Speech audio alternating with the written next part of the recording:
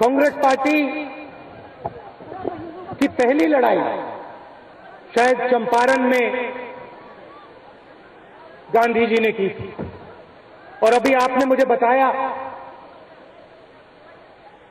कि गांधी जी ने 2 महीने अपने यहां दिए और 2 महीने के बाद जब गांधी जी यहां से गए तो गांव वाले जो धोती पहनते थे वो धोती गांधी जी के साथ पूरी जिंदगी रही। कपड़ों से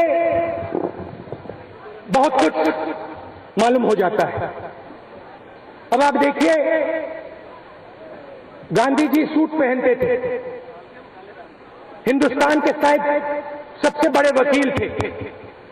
साउथ अफ्रीका में काला सूट पहनते थे, कचहरी में लड़ते थे। और अगर आप उनको देखें, पहले उनका सूट उतरा, फिर शर्ट उतरी, अंत में अगर आप गांधी जी के घर में जाते, उनके म्यूजियम में जाएं, तो 2-3 चीजें दिखाई देती हैं। उनके विचार जरूर दिखते हैं, धोती दिखाई देती है, चश्मे, जो उनकी जो छड़ी होती थी वो दिखाई देती है, और वहां कुछ नहीं दिखाई देता है। तो एक आदमी सूट पहनता था,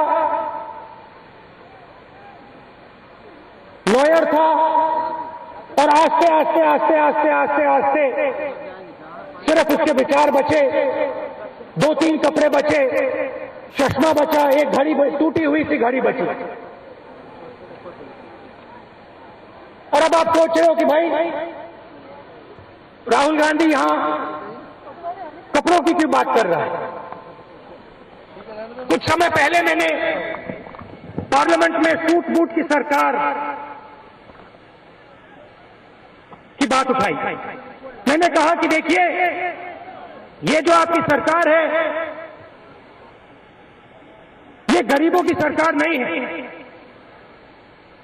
ये सूट बूट की सरकार है। और अगर आप इस भीड़ को देखें,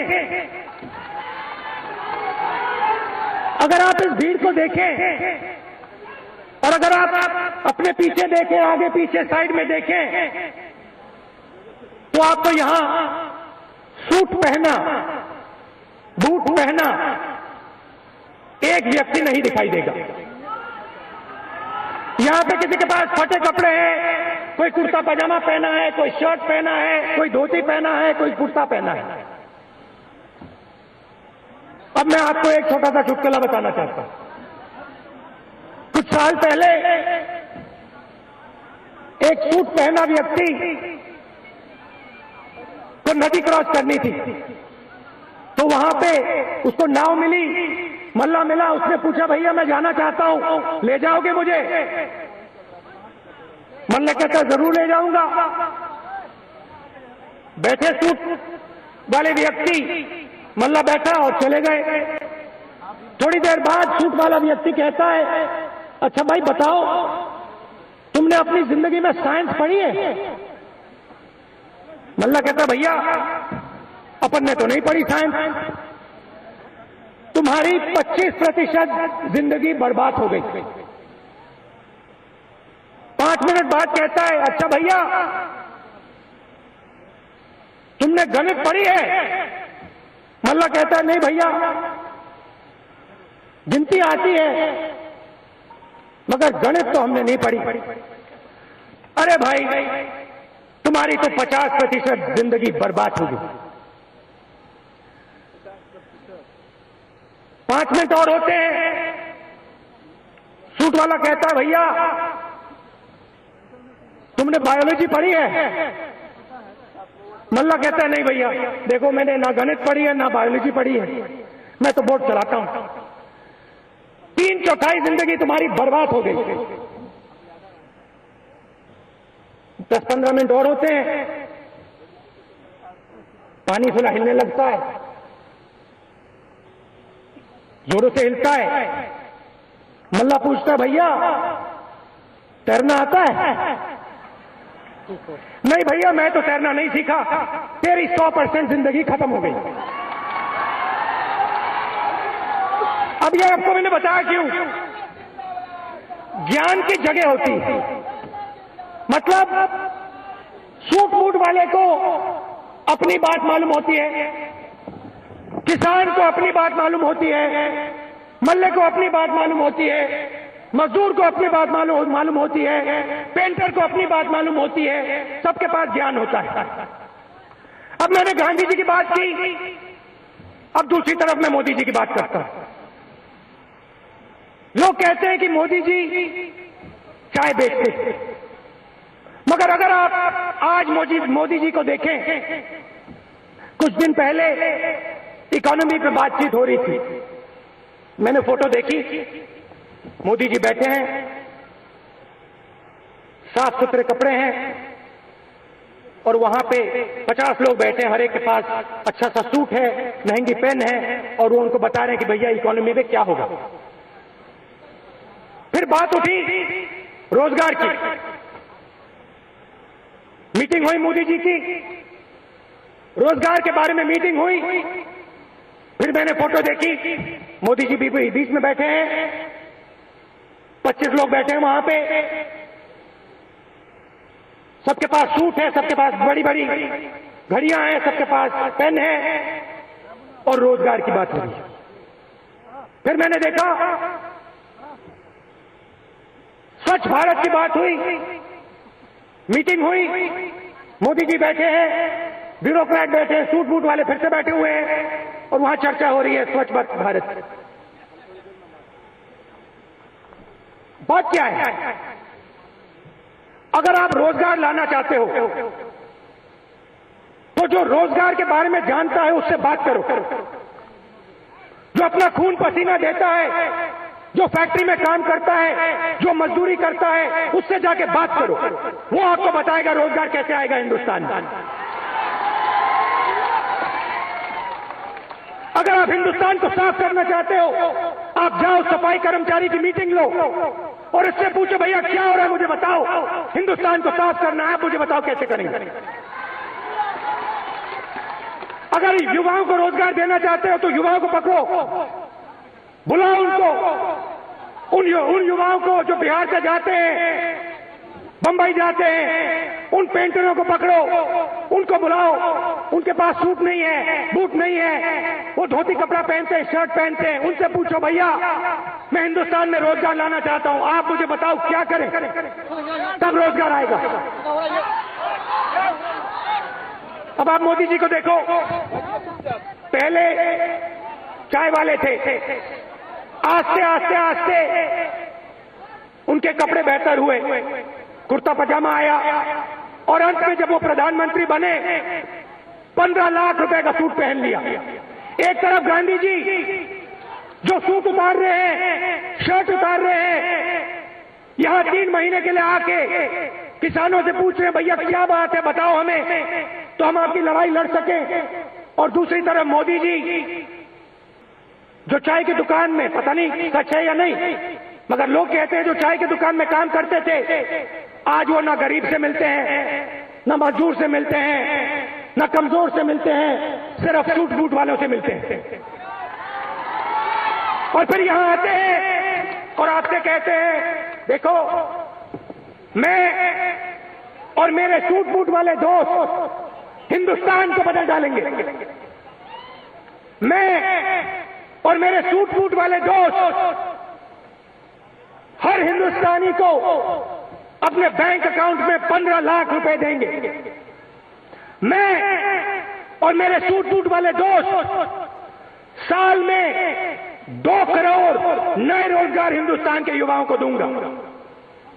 मैं और मेरे सूट बूट वाले दोस्त किसान को 50% ज्यादा एमएसपी देंगे। मैं और मेरे सूट बूट वाले दोस्त जो महंगाई है उसको कम करेंगे। अब मैं आपसे एक सवाल पूछना चाहता हूं, 1 साल हो गया, 15 लाख किसी को मिला? महंगाई कम हुई? 2 करोड़ रोजगार मिले, फेंकू था है।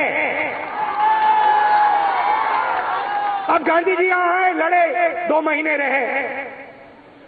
पिछले चुनाव में मोदी जी आए थे, चंपारण में आए, भाषण किया और कहते हैं चंपारण में जो शुगर मिल है मैं उनको फिर से जिंदा करूंगा। यहां इस डिस्ट्रिक्ट में उन्होंने ये बोला। आज प्रधानमंत्री है, मैं आपसे पूछना चाहता हूं, यहां आया शुगर मिल, चालू हुआ शुगर मिल?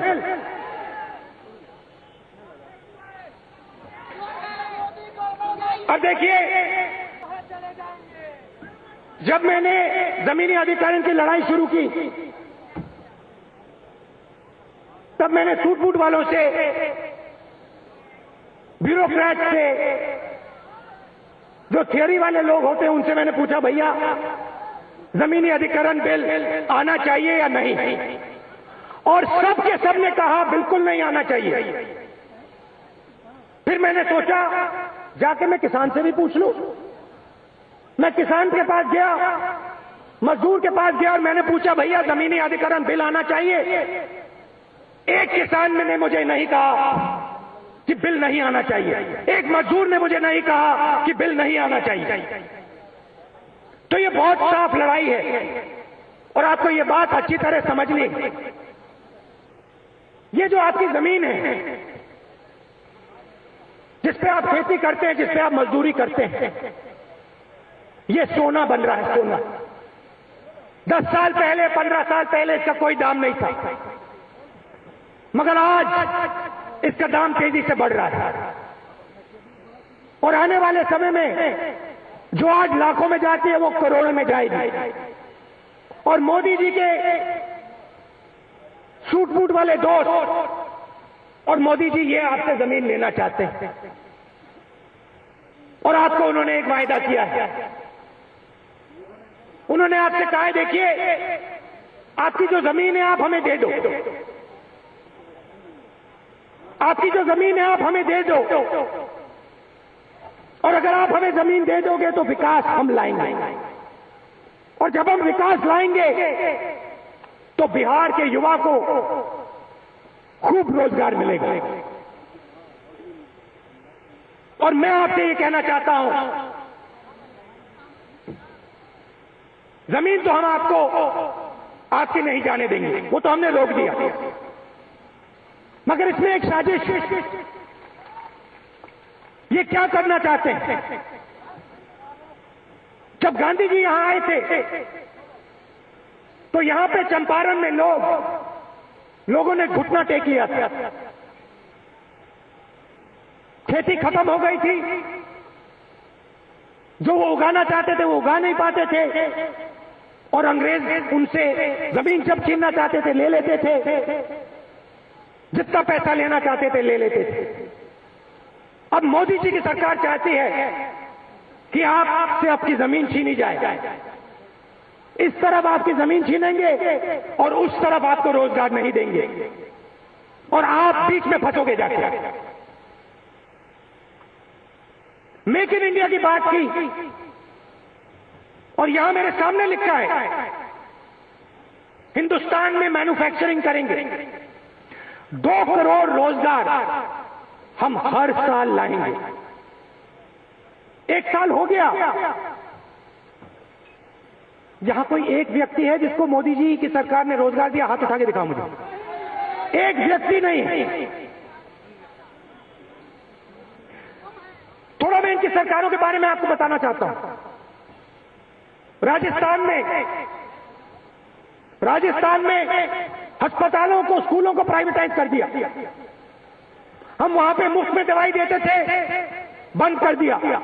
जब कोई गरीब आदमी बीमार होता है उसको प्राइवेट हॉस्पिटल में जाना पड़ता है, और आप सब समझते हो प्राइवेट हॉस्पिटल में कितना पैसा देना पड़ता है। स्कूल में सरकार का काम होता है शिक्षा देना, स्वास्थ्य देना, और ये चाहते हैं कि सरकार वो काम नहीं करे। छत्तीसगढ़ में पीडीएस स्कैम हुआ, पीडीएस का पैसा इनके लोग उठा के ले गए, चोरी कर लिया, हजारों करोड़ रुपए चोरी हुए। और मोदी जी वहां जाके कहते हैं भ्रष्टाचार मिटा दिया। मध्य प्रदेश में व्यापम हुआ, वहां पे चीफ मिनिस्टर की जो पत्नी है और ब्यूरोक्रेट्स ने पूरे शिक्षा के सिस्टम को बेच डाला। और मोदी जी उनके पास जाके खड़े होते हैं कि इनमें भ्रष्टाचार खत्म कर दो। सुषमा स्वराज जी ललित मोदी को बचा रही, उनके पति उनकी बेटी ललित मोदी जी के लिए काम करते हैं। मोदी जी कहते हैं मैं ना खाऊंगा ना खाने दूंगा। उधर राजस्थान में वसुंधरा जी मोदी जी की बिजनेस पार्टनर हैं, 12 करोड़ रुपए उनके बैंक अकाउंट में उनको दिया, उनके बेटे को। मोदी जी कहते हैं ना खाऊंगा ना खाने दूंगा। हमने यहां गठबंधन इसलिए बनाया है कि हम कमजोर लोगों की रक्षा करना चाहते हैं, गरीब लोगों की रक्षा करना चाहते हैं। और ये जो चुने हुए मोदी जी के दोस्त हैं, चुने हुए सूट बूट वाले दोस्त हैं, उनसे हम बिहार को बचाना चाहते हैं, आपको बचाना चाहते हैं। अगर यहां बीजेपी की सरकार आई, अगर यहां बीजेपी की सरकार आई तो दिल्ली से गुजरात से 2-3 लोग आएंगे, बड़े बड़े सूट पहनकर आएंगे और कहेंगे भैया ये जमीन हमें अच्छी लगी, इन किसानों को उठा के यहां से फेंको, ये हमें चाहिए। ये वाली जमीन हमें अच्छी लग रही है, ये हमें दे दो। और जब आप जाओगे यहां से बाकी प्रदेशों में, महाराष्ट्र में जहां बीजेपी की सरकार है, तो फिर आपको कहा जाएगा भैया आप यहां की भाषा नहीं बोलते हो, आप वापस जाओ। आप यहां ना टैक्सी चला सकते हो ना और कुछ कर सकते हो, आप जाओ वापस। और आपको वहां मारा जाएगा, पीटा जाएगा। यह है इनकी विचारधारा। हमारी सरकार यहां आएगी तो हम बिहार में रोजगार लाएंगे और हमारी पूरी कोशिश होगी कि जो गरीब लोग हैं, आप लोग जो हो, आप लोग सरकार में शामिल होंगे और आपकी सुनवाई होगी, कमजोर लोगों की सुनवाई होगी, महिलाओं की सुनवाई होगी। हमने 33% रिजर्वेशन की बात की है और युवाओं को हम 4 लाख रुपए क्रेडिट पढ़ाई के लिए देंगे।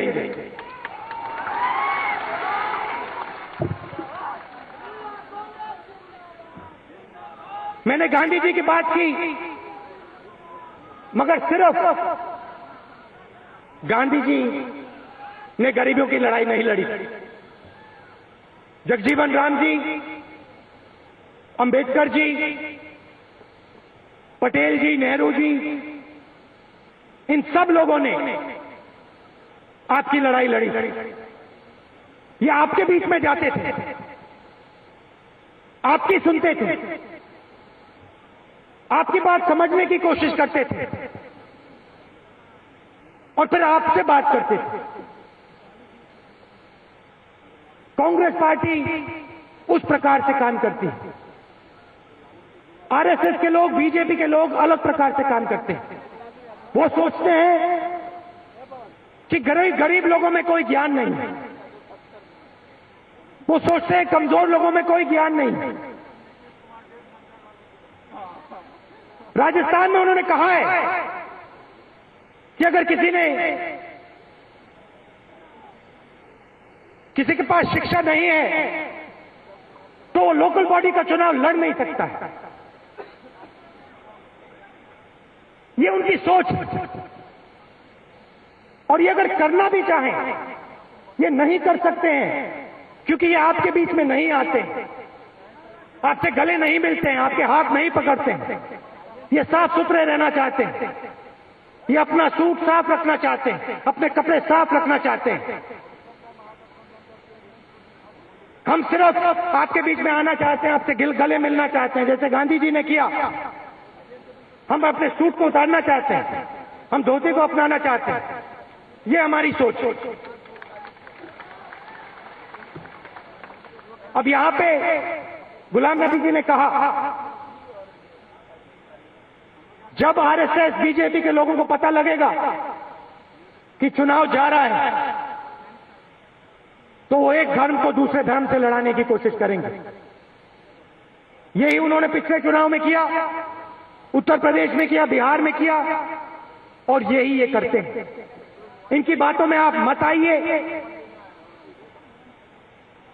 आप कांग्रेस पार्टी को, हमारे संगठन को पूरा समर्थन दीजिए, जिताइए, और कमजोर लोगों की, गरीब लोगों की, युवाओं की आप सरकार बनाइए। आप सब यहां आए, इसके लिए बहुत बहुत धन्यवाद। I invite to stage our honorable Mananiya Prime Minister Mananiya Narendra Modi ji.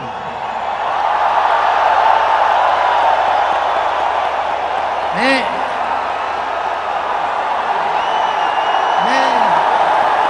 I request to add standing ovation, please.